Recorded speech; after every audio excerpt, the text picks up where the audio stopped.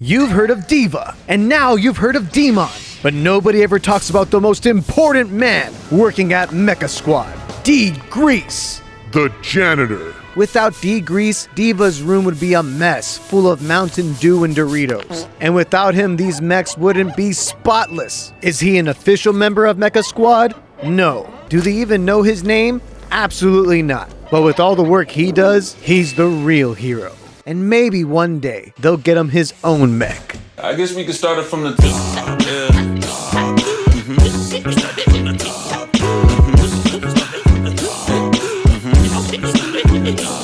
Yeah. If you're watching this video, there's a pretty good chance that you're a fan of Overwatch. And you know who else is a fan of Overwatch? Today's sponsor, Opera GX. With Opera GX, you get access to the Overwatch World Cup Esports Hub. This hub will help fans keep up with the Overwatch World Cup with official esports broadcasts, news, announcements, and even giveaways right here, all in one place. And Opera GX has partnered with Overwatch Esports to give away 21 amazing in-game rewards to all GX users, with a new reward given every day for 3 weeks straight, starting August 20th. And you'll even get a bonus loot box just by making Opera GX your default browser. And this browser is just so customizable with the GX mods that give you dedicated wallpapers, background music, keyboard sounds,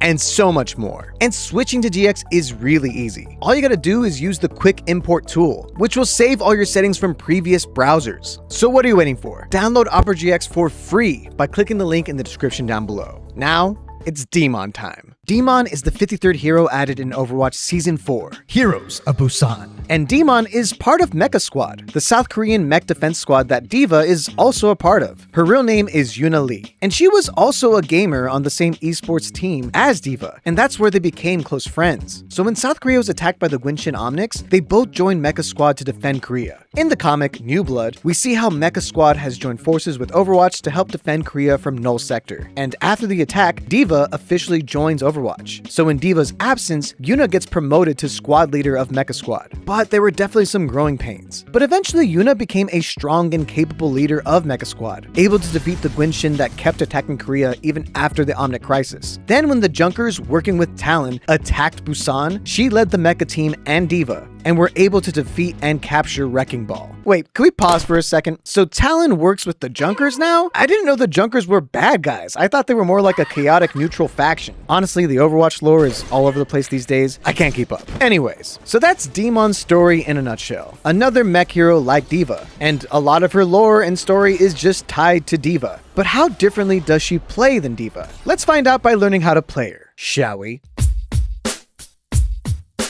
D.Mon's main weapon is her Plasma Saber. It does 65 damage per swipe at a range of 4 meters. It's pretty straightforward. It's a sword, so you do sword things with it. Slash, slice, stab, and while this can slash down enemies in close range, D.Mon has to close the gap, so it pairs very well with your first ability, Propulsors. These are rocket boosters that boost you 70% faster while also knocking back enemies. And if you push enemies while boosting, it'll deal 15 damage. So this is great to close the gap and then slash your opponents down. Or you can just use it to escape with your life by boosting away.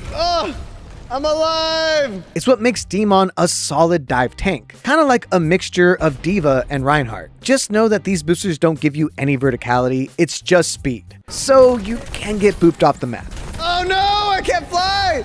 Speaking of Reinhardt, her next ability is her Power Barrier, aka her mini Reinhardt shield, aka her Brigitte shield. This barrier has 650 health and regenerates at a rate of 65 shield per second. Since you can use the shield while boosting around, it makes diving enemies even easier and safer. You're like a medieval knight fighting with a sword and shield.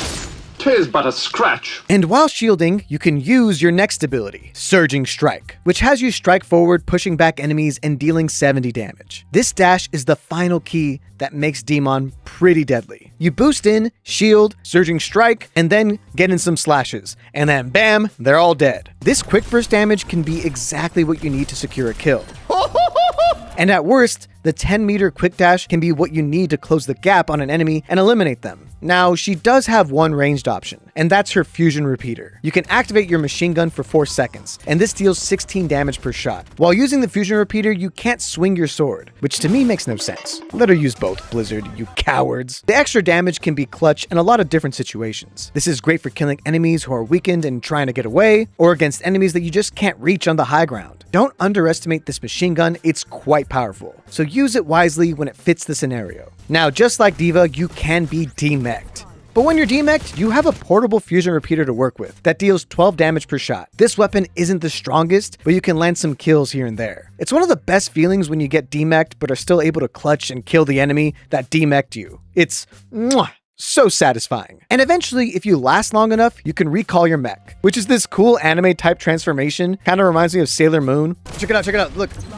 Oh, that's cool. By the power of Odin! Just know that you can be interrupted while calling upon your new mech, so make sure you call your mech when you're in a much safer position, you noob. Now we have her ultimate, Limit Break. Yes, like Cloud from Final Fantasy. You unleash a sweeping slash that grants you overhealth and amplifies damage taken by enemies. Since this is a melee attack, it does go through shields, so that's fun. This slash only deals 125 damage, so it's not one-shotting anyone, but that damage can be what your team needs to win a team fight. Hitting multiple enemies will make them all vulnerable and clean pickings for you and your team. Just don't miss your ultimate on the enemies, you noob. But when you do it right, you'll help your team wipe and win the fight, and then even get play of the game.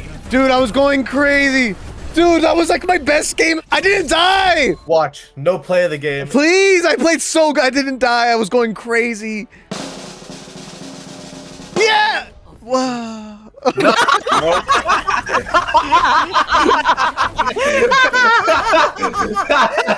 Okay, but seriously, how come every time I use the ultimate, it doesn't do any damage, but when my enemy does, they get multiple kills and play of the game? Oh, it's a skill issue. Well then. I'm basically a part of MEKA Squad, so listen to these pro tips. Number 1. I know a lot of you are going to be asking, which of D.Mon's perks should I choose? For minor perks, while Mecha Mobility allows for you to move with your shield with less fuel, and that can be nice in some situations, it's a little bit specific. And I do think that Beast Within is a lot better, because getting back your shield barrier's health from slashing will not only come up more often, even in a later pro tip, but it will definitely keep you alive a lot longer, since you'll be swapping between attacking and blocking all the time. Now for major perks, this is dependent on your team composition. I'm starting to see a pattern of you playing Asian women. To be fair, this game is like 80% Asian women now, dude. Is it a word? Yeah!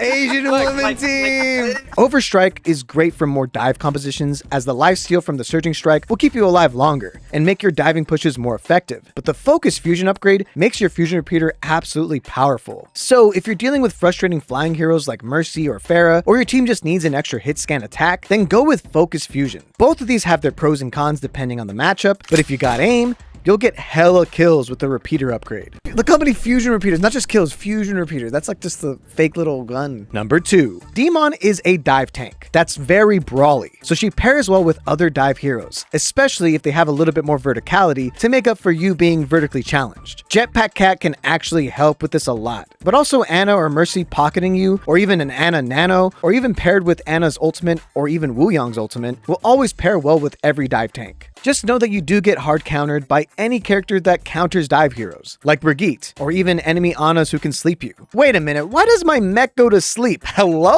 What is in those sleep darts, Ana? This is Bill Cosby. I'm clearly awake. My mech is the thing asleep. Overwatch makes no sense. Number 3, D.Mon can actually swing slightly faster by shielding in between each strike. Now obviously this makes the arc of your swing smaller, but in situations where you're just bursting down one enemy, this can be a noticeable difference in DPS output, while also protecting you temporarily, especially when you're paired with a major perk upgrade that gives your shield more health every time you swing. If they do patch this, please let me know in the comments down below and I'll try my best to pin it. You gotta use it before they lose it. Number 4. This is a good tip if you're fighting against a D.Mon, and this also applies to baby D.Va. If you successfully demech a D.Mon or a D.Va, and they're the last person alive on their team, don't kill them immediately, stagger them. This is Overwatch 101, and now we have 2 different heroes that we can do this to. So hold your fire and force the D.Mon to end it themselves. She jumps off? Yeah, she had to. Overall, I find D.Mon's inclusion to be fine. I don't mind them adding another MEKA Squad character. I'm just surprised that they're all tank heroes. It would have been kind of interesting to see a character that could demech but is also like a support or something, because this character ultimately feels like a hodgepodge conglomerate of Reinhardt, D.Va, Brigitte. Her kit doesn't really feel that interesting to me. and her entire backstory is just so D.Va associated. I found myself a tad bit underwhelmed by her design, especially the fact that her mech doesn't even block her body. It's just not even a good design for a mech. It's like a roller coaster ride. Yeah, yeah, why is it designed like a roller coaster ride? Wait, what the heck? But how is she for noobs? For noobs, I would honestly say that she's medium difficulty to play. Once you get used to her movement and her shielding, she does become a tad bit easier to play, but a lot of noobs might struggle initially. But what do you think? Have you played D.Mon? And if so, do you think she's easy to play or hard to play? Do you think she's overpowered and needs nerfs or underpowered and needs buffs? Let me know in the comments down below. I'll catch you later. Ya noob.